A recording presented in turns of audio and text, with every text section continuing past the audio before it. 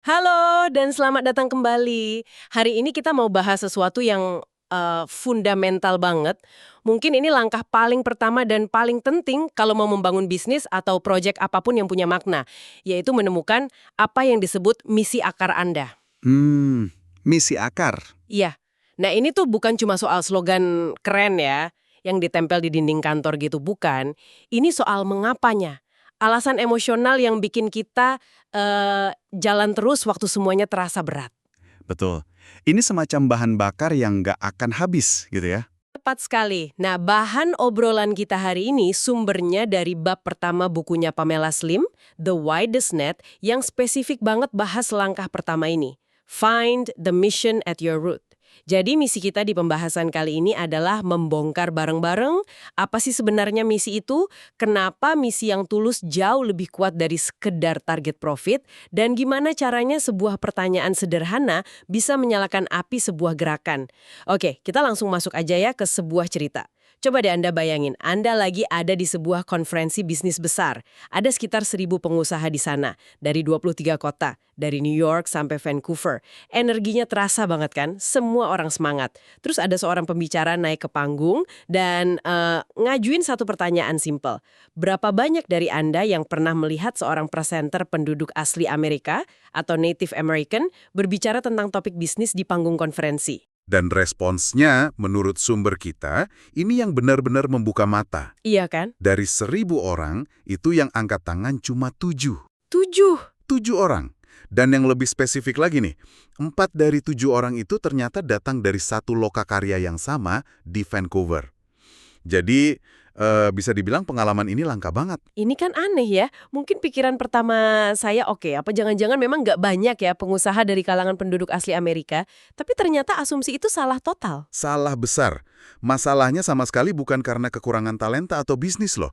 Sumber ini mengutip data sensus AS, ternyata ada lebih dari 24.000 bisnis yang dimiliki oleh penduduk asli Amerika dan Alaska. Wah, banyak juga ya. Dan ini bukan bisnis kecil-kecilan. Secara kolektif, mereka itu menghasilkan pendapatan sekitar 33,7 miliar dolar.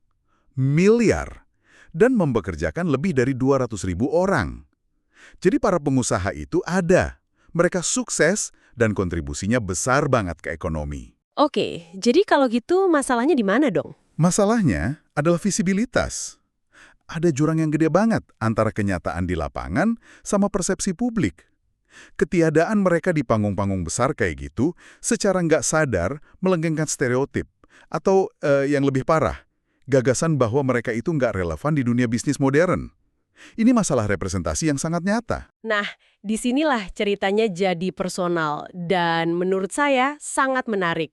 Pertanyaan sederhana di konferensi itu ternyata jadi pemicu.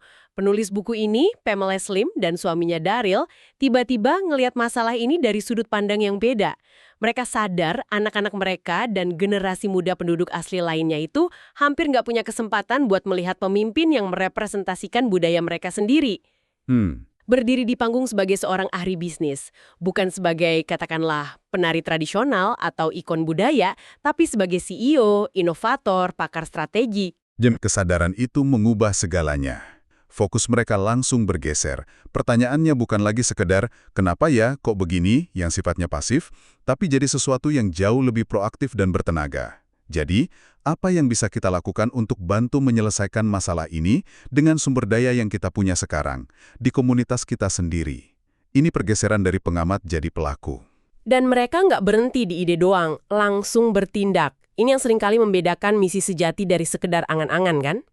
Mereka sewa sebuah ruko, kontrak 5 tahun, persis di tengah Main Street di Mesa, Arizona.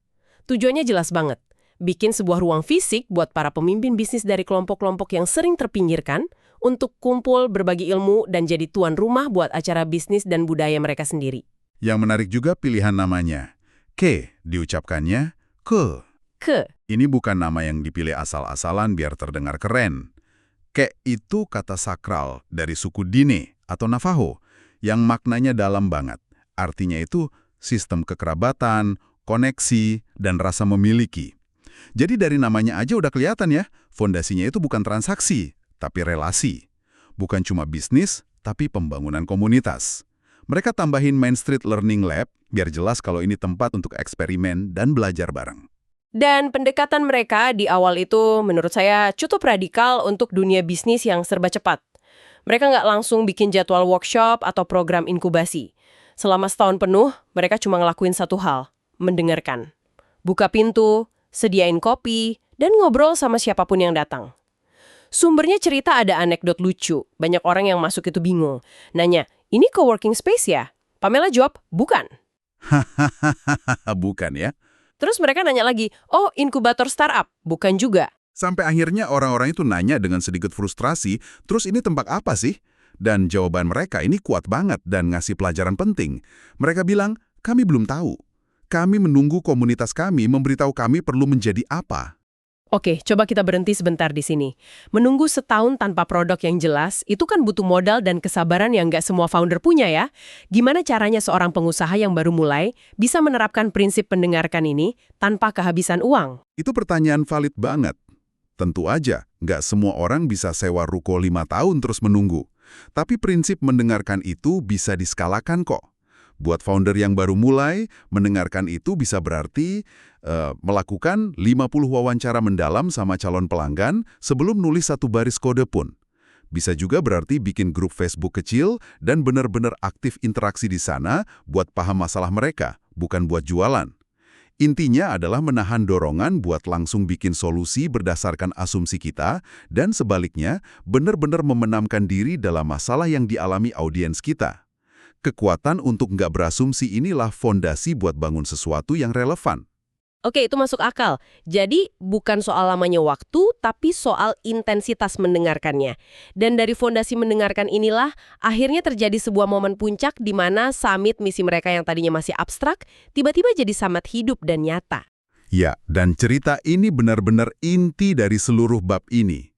Ini momen di mana mengapa mereka melakukan semua ini jadi sangat jelas. Latar ceritanya itu acara Global Entrepreneurship Week yang diadakan di K. Pamela ngajak putrinya yang waktu itu umurnya 11 tahun, Angie, buat ikut hadir.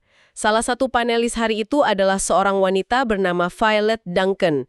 Dia ini penulis, pendongeng, sekaligus pengusaha dari suku Plains Cree. Di atas panggung, Violet mulai cerita. Dia mengenang masa ketika dia sendiri masih berumur 11 tahun.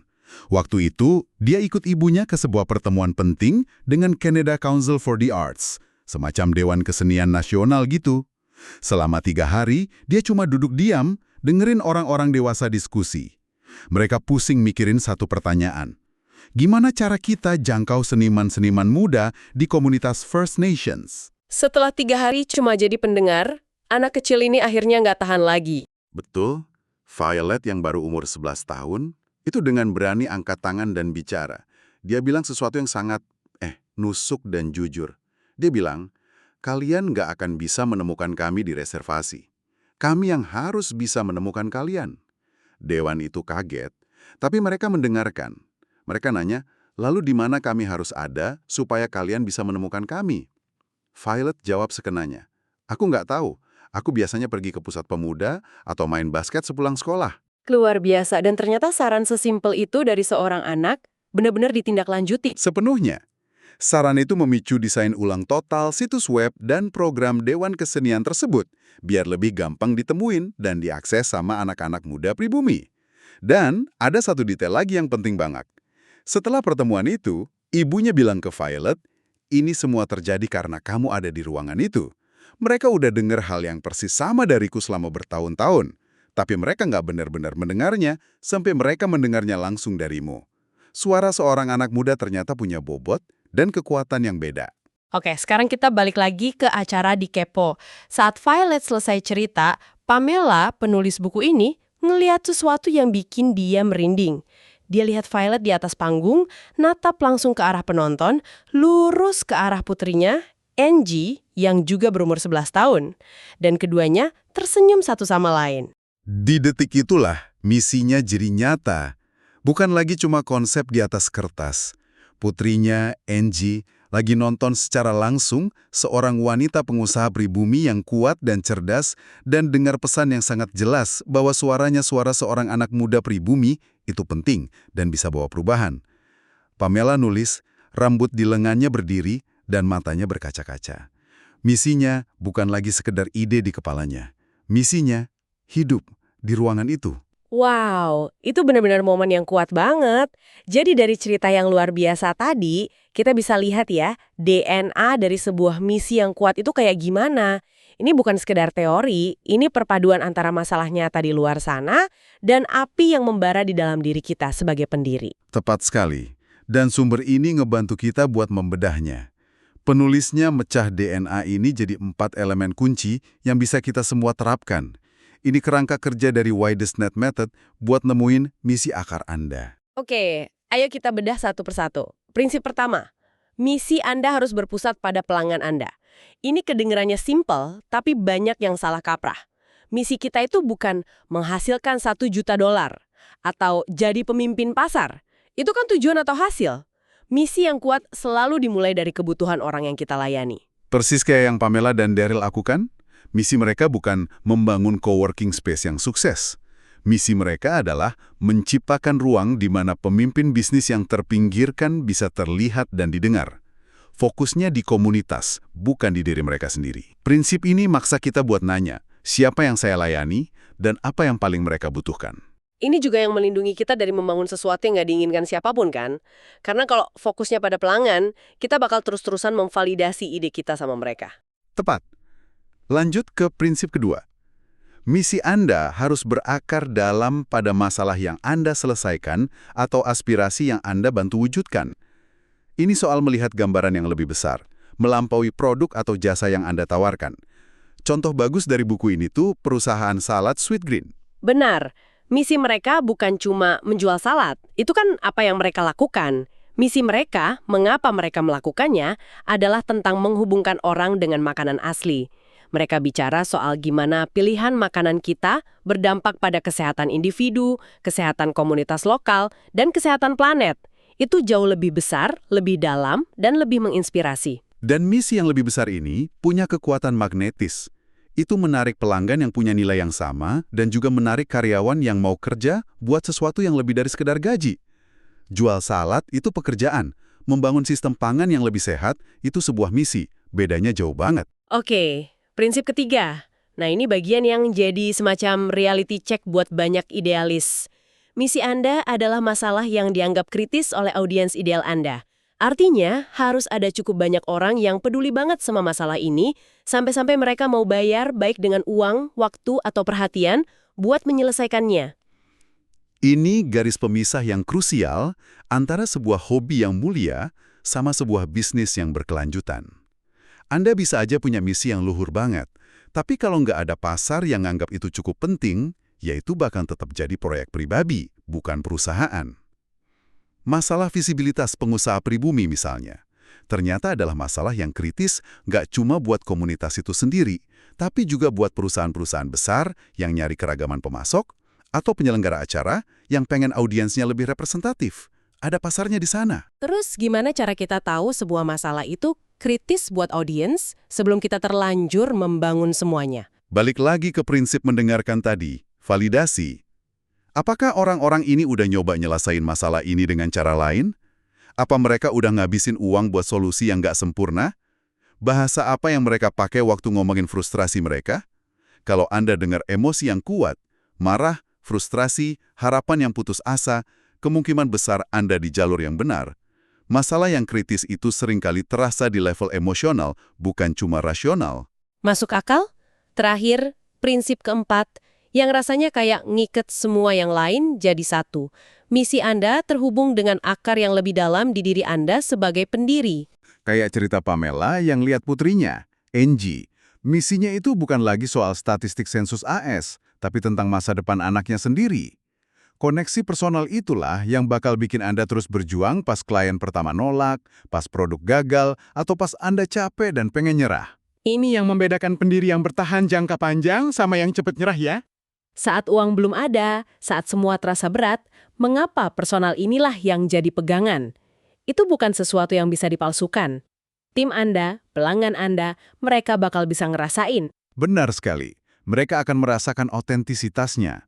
Ketika keempat prinsip ini berpusat pada pelanggan, berakar pada masalah besar, kritis bagi pasar dan terhubung secara personal, bersatu, maka Anda nggak cuma punya ide bisnis, Anda punya sebuah misi yang bisa menggerakkan orang lain. Jadi kalau kita rangkum, menemukan misi Anda itu bukan latihan nulis kalimat humas yang indah buat halaman tentang kami di website Anda ya. Ini adalah proses introspeksi yang mendalam buat ngejawab mengapa Anda melakukan apa yang Anda lakukan. Ini fondasi yang nantinya bakal memandi setiap keputusan, mulai dari siapa yang Anda rekrut, produk apa yang Anda kembangkan, sampai gimana Anda memasarkannya. Tepat. Jadi sebagai penutup, kami ingin meninggalkan Anda dengan sebuah tantangan, beberapa pertanyaan untuk direnungkan yang diadaptasi langsung dari latihan di dalam buku. Anggap ini langkah pertama Anda untuk menggali misi akar Anda sendiri. Pertanyaan pertama, coba deh artikulasikan dengan jujur. Apa misi di balik pekerjaan yang sedang Anda lakukan sekarang atau bisnis yang Anda impikan? Bukan cuma apa yang Anda kerjakan, tapi mengapa? Timbuwa. Dan ini butuh kejujuran lebih dalam. Mengapa misi itu penting bagi Anda secara pribadi? Coba temukan koneksi emosionalnya. Apa ada cerita dari masa lalu Anda? Apa ini terkait dengan orang yang Anda sayangi? Ketiga, coba pikirkan ini. Dalam hidup Anda, kapan ketiadaan misi ini atau masalah yang ingin Anda selesaikan ini menyebabkan rasa sakit, entah buat diri Anda sendiri atau orang lain? Dan sebaliknya, kapan kehadiran solusi dari misi ini membawa kebahagiaan atau kelegaan? Dan yang terakhir, mari kita lakukan visualisasi singkat. Bayangkan pelanggan impian Anda. Masalah mereka sudah sepenuhnya selesai berkat bantuan Anda. Coba gambarkan secara spesifik, bagaimana kehidupan mereka sekarang berbeda. Apa yang bisa mereka lakukan sekarang yang sebelumnya nggak bisa mereka lakukan. Rasakan dampaknya. Menjawab pertanyaan-pertanyaan ini bukan jalan pintas. Tapi ini adalah langkah pertama untuk membangun sesuatu yang lebih dari sekedar bisnis. Ini adalah langkah pertama untuk membangun sebuah warisan.